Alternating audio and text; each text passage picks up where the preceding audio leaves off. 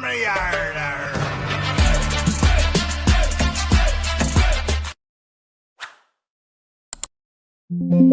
नमस्कार दोस्तों, मैं आपका दोस्त ब्रजमोहन सिंह अपने यूट्यूब चैनल बीबीएन ट्रेडिंग में आपका स्वागत करता हूं। ये वीडियो प्योरली एजुकेशन पर्पज से है। इसमें हम सीपीआर के 15 प्राइजेक्शन पैटर्न को सेटअप को सीखते हैं, समझते हैं और प्रैक्टिकली अप्लाई करते हैं।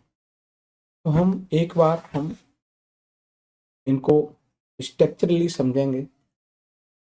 ये ओडी सेटअप है जो आपका प्रीवियस डे हाई से रिजेक्ट होकर ऊपर क्लोज करता है, तब एंट्री मिलती है। ये हमारा ओडी रिजेक्शन है। जब प्राइस गैप अप होके ग्रीन कैंडल बना के और प्राइस वहां से रिजेक्शन लेता है, तब ये फॉर्म होता है। ये इवनिंग स्टार है जिसकी ओपनिंग कल के हाई से होके कल के हाई के नीचे क्लोज करता है, उस समय फॉर्म होता है। ये कल के लो के नीचे ओपन होके और लो के ऊपर क्लोज करता है, तब मॉर्निंग स्टार बनता है। इसमें सीपीआर के अंदर ओपनिंग होती है और हम ऊपर क्लोज करते हैं या नीचे क्लोज करते हैं, बोथ साइड यहाँ पे एंट्री प्रोवाइड की जाती है। ये वर्जिन सीपीआर है जो सपोर्ट और रेजिस्टेंस का काम करता है, वहां से रिवर्सल मिलने की संभावना हो सकती है। फिर है हमारे पास ग्रीन कैंडल रिट्रेसमेंट, जो दिन की पहली कैंडल के लो से रिजेक्ट होकर ग्रीन कैंडल बनाती है और हाई तक के टारगेट के लिए जाया जा सकता है।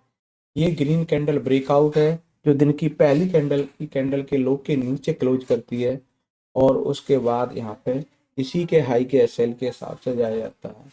ये रेड कैंडल रिट्रेसमेंट है जो दिन की पहली कैंडल के हाई से रिजेक्शन पाता है और रेड कैंडल फॉर्म होने पर ये पैटर्न फॉर्म होता है और उसी कैंडल के लो तक के टारगेट के लिए और हाई के एसएल से जाया जा सकता है।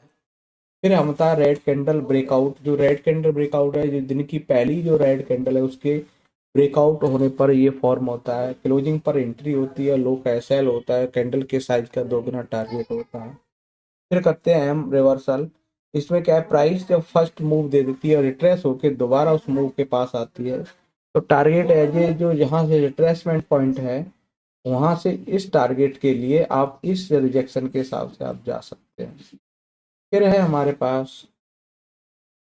W reversal. प्राइस रिजेक्ट होके जो फर्स्ट लो बनता है वहां से रिट्रेस होके दोबारा उस लो के पास आते हैं और वहां से ग्रीन कैंडल फॉर्म होके और इस हाई के लिए आप जाया जा सकता है।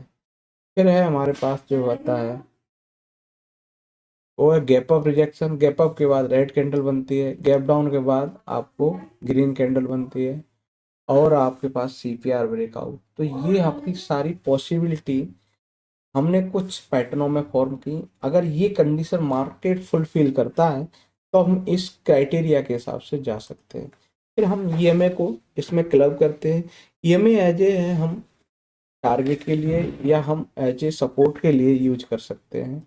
2 दिन के सीपीआर से हम क्या रिलेट कर सकते हैं वो यहाँ मेंशन किया है। अगर नैरो है तो ब्रेकआउट और ट्रेंडी मार्केट मिल सकती है, अगर वाइड है तो आपको साइडवेज की पॉसिबिलिटी बनती है। ट्रेडिंग में हम सक्सेस पाने के लिए हमारे पास 3 इंपॉर्टेंट पॉइंट होते हैं।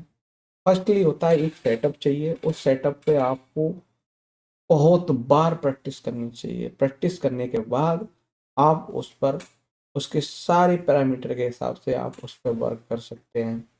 फिर आता है उस पैटर्न के हिसाब से आपका रिस्क मैनेजमेंट, कि प्रॉपरली वहाँ पर क्या रिस्क फैक्टर बनता है, तो रिस्क फैक्टर के हिसाब से आप हैं। फिर जब आप इतना कुछ करते हैं तब आपकी साइकोलॉजी के लिए आप तैयार होते हैं और जब फुल्ली आप साइकोलॉजी पर अपना वर्क करते हो तब जाकर आप एक ट्रेडिंग की तरफ जर्नी में आगे बढ़ सकते हैं। ये स्टॉप लॉस होता है जो एक स्ट्रेटेजी का ही पार्ट होता है कि हमें अगर हम गलत होंगे तो हमारा क्या लॉस होगा उसके लिए है। फिर हम जो ट्रेडिंग कर रहे होते हैं उनको हम ट्रेडिंग के रिजल्ट को रिव्यू करने के लिए हम जर्नल को तैयार करते हैं। फिर हमारे जो साइकोलॉजी में हमारे इमोशंस होते हैं उनको क्या क्या चीज़ डिसिप्लिन में रखना होता है, क्या चीज़ अवॉइड करना होता है। फिर आपकी जो सेल्फ कॉन्फिडेंस क्या है, आपका पेशेंस क्या रखना है, फोमो से दूर रहना है वो सारा। फिर पोजीशन साइजिंग, फिर आपके पास ट्रेडिंग पॉसिबिलिटी क्या है, सेल्फ एनालिसिस क्या है, फिर आप जो कैपिटल यूज कर रहे हैं उस पर पर्टिकुलर क्या आप रिस्क रखते हैं। तो ये सारा कुछ एक ट्रेडिंग का पार्ट होता है। एक सेटअप के साथ साथ ये चीज़ आपके माइंड में होनी चाहिए। अब बात करते हैं, ये सारे जो पैटर्न थे, उन पैटर्न को पहले इंडेक्स में अप्लाई करेंगे, जिनमें बनेगा उनमें हम देखेंगे। जैसे ये निफ्टी 50 का चार्ट है, तो हम इन 15 प्राइजेक्शन पैटर्न को अगर यहाँ पर क्लब किया जाए, तो एक भी पैटर्न इस निफ्टी 50 में आज के दिन नहीं बना। तो हम क्या करेंगे, नहीं बना तो इसको अवॉइड करेंगे। दूसरा है, वो है बैंक निफ्टी। बैंक निफ्टी में भी आज के दिन कोई पैटर्न नहीं बना निफ्टी 50 में। फिर आपका निफ्टी में भी कोई पैटर्न नहीं है। सेंसेक्स इसमें भी कोई नहीं है। फाइनली निफ्टी मिड कैप की बात करें, तो आपको ये इस कैंडल का हाई है, लो के हिसाब से आप यहाँ क्लोज मिली है, तो एक छोटा मोटा आपको ट्रेड बना है, जैसे ये क्लोजिंग बनी, तो आप ये आपका एसएल रहेगा, एंट्री यहाँ रहेगी, तो ये और ये इसके हिसाब से यहाँ पे मूव की एक पॉसिबिलिटी बनी है, वो भी आपको जीसीबीओ के हिसाब से। फिर हम चलते हैं कुछ स्टॉक्स में हैं जिनमें कुछ पैटर्न फॉर्म हुए हैं, उनको भी रिव्यू कर लेते हैं। जैसे डीवी स्लैब है, इसमें हाल ही में अभी आपको ये आपकी फर्स्ट कैंडल है, इसके ऊपर क्लोजिंग आई, तो ये रेड कैंडल ब्रेकआउट के हिसाब से यहाँ मूव 1:2 के हिसाब से परफेक्ट देखने को मिला। फिर है हमारे पास इंडसइंड बैंक, जिसमें आपको पहली कैंडल के लो के आसपास क्लोजिंग मिलती है, और उसके लिए आपको यहाँ पे आपका रेड कैंडल ब्रेकआउट के हिसाब से मूव देखने को।